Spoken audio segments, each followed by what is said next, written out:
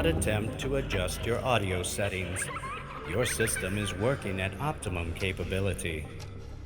There is no need to look over your shoulder, just relax. Breathe. It will all soon be crystal clear. There we are.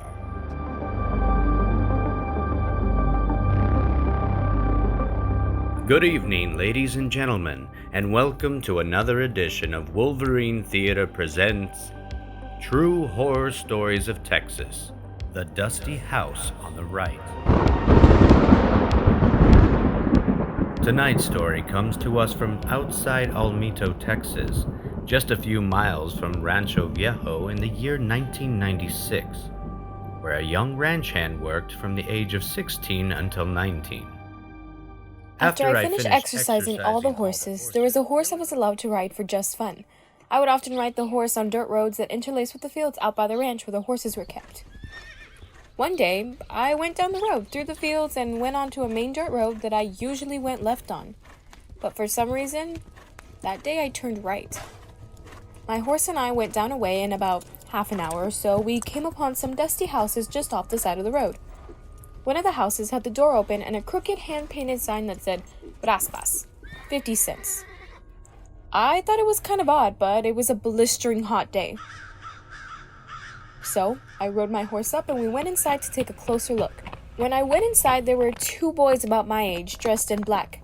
I figured they were some sort of Metallica fans or some other heavy metal band, but it did seem way out of place, way out there. One was tall and fat and the other one was short and skinny. Both of them had jet black hair and white skin with brown eyes that were so light in color, they almost looked red. When I walked in, they looked at each other and just grinned. I should have walked out right then and there, but I told myself that I was just being silly. I walked up to the counter where they had some raspa flavoring jugs on a very dusty counter. I gave them the 50 cents for the raspa and waited while they made it. As one boy was scooping up the ice, he kept looking at the other one and they kept glancing at me, giggling, and then glancing at each other and giggling again. It was the creepiest thing ever, so I looked away from them and around the house. And that's when I noticed it was more of an old shop with an ancient Coca-Cola machine, an old register, shelves, and every single thing inside that store was covered in a thick layer of dust, as if nothing had been disturbed in decades. Even the window glass was so filled with dust, hardly any light came in. Your raspa is ready, said the younger one, and I must have jumped a foot in the air. I turned to him, and he was holding it out to me. Both of them were smiling really, really big, and both of their lips were super red if they had just been eating something red. I looked at my raspa, and it was untouched. I looked back at the skinny guy, and he had the pointiest teeth. By this time, the hair on the back of my neck was standing up, and I thought that either these guys were on drugs, or maybe they were crazy. But either way, I didn't need to be there. So with my heart at my throat, I beat my feet out the door.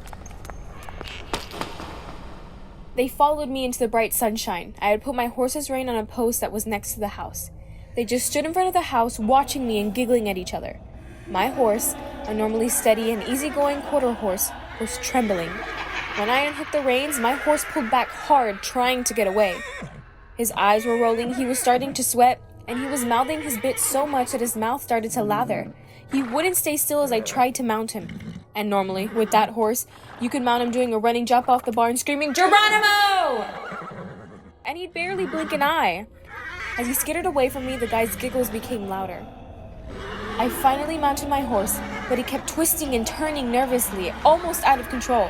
I still had the stupid raspa in my hand and it was getting pretty sloshy by this time. The short, skinny guy took a step towards me and said, Your name is Cynthia, right? Right? I could feel my horse trembling under me and while every nerve in my body was screaming, Run! The fact that he knew my name kept me there. Do I know you? They looked at each other and giggled more. Do we go to school together? They both giggled hysterically and looked at each other. The skinny guy said, Oh, you don't know me, but I definitely know you. And he reached up with his hand as if to touch my horse, and when he did that, my horse totally freaked out. He reared on his hind legs so high, I thought we were going to go over. The raspa went all over me as I let go and hung on for all I was worth. He screamed and pawed with both of his forelegs at the guy, his hooves inches away from his head, and the guy just laughed and laughed. Red ripped the reins from my hands and took off full blast back towards the barn, cutting clear across the field until somehow we made it back to the ranch. Whoa, Red! Calm down! Easy, easy! Red had never even stopped, heading full speed into the barn and almost taking my head off as he tried to get back in his stall.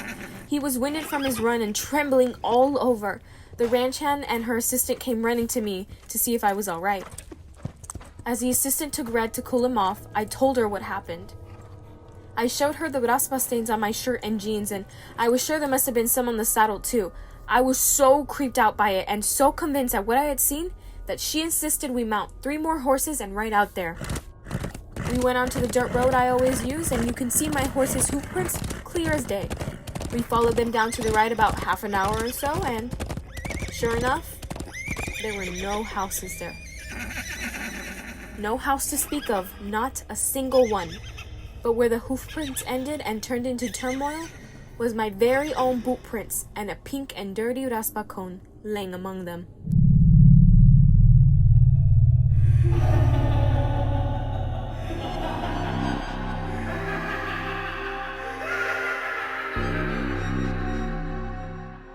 Animals are said to have the ability to sense when something is wrong or when things are not as they seem. We should listen to our furry friends from time to time. They might just save you from losing your raspa. Thank you for listening to Wolverine Theater presents True Horror Stories of Texas. Until next time, stay spooky, my friends.